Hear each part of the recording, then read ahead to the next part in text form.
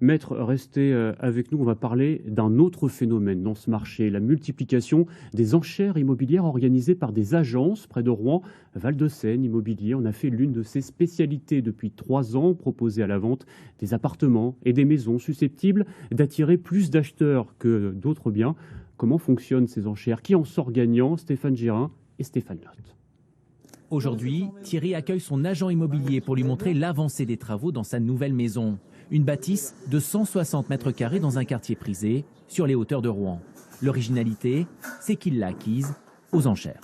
Quand on va sur une enchère, en fait, on a l'impression de jouer en quelque sorte. Et c'est pas le but. Quand on achète une maison, c'est du sérieux. On n'y va pas pour jouer et faire une mise comme au casino. Donc c'était un peu compliqué au départ de s'imaginer comment ça allait se dérouler. Au final, voilà, c'est très bien passé.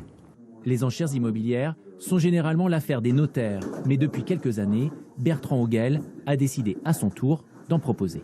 C'est un modèle qui existe beaucoup aux États-Unis, qui existe beaucoup en Belgique. Presque toutes les ventes dans un pays du Nord, je crois que c'était le Danemark, ou je sais plus, où c'est quasiment toutes les ventes qui se font comme ça. C'est vrai qu'en France, c'est pas très développé. Ça fait 3 ans que j'utilise. Alors aujourd'hui, pour Val-de-Seine, ça représente à peine 10% des affaires. C'est dans certains contextes. Le principe est simple. Quand plusieurs de ses clients sont intéressés par le même bien, notre agent suggère cette formule aux vendeurs. Ils conviennent d'un prix de départ qui est généralement 15 à 20% en dessous du prix du marché.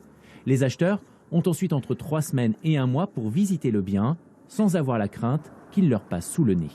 Quand le bien plaît, à ce moment-là, on leur donne un identifiant, un mot de passe, on les inscrit sur notre site. Et puis à partir de là, ils peuvent enchérir. À la fin des enchères, le meilleur enchérisseur est celui dont l'offre est acceptée.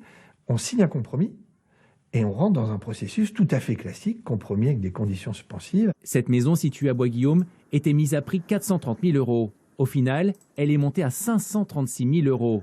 Question, les vendeurs ne seraient-ils pas les grands gagnants de ce type d'opération?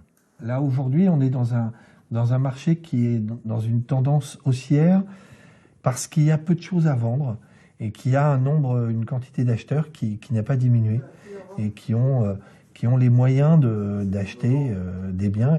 Avec ces enchères immobilières, on est plutôt dans un marché de niche, mais un marché qui gagne du terrain puisque cette formule a déjà séduit plusieurs de ses confrères un peu partout en France.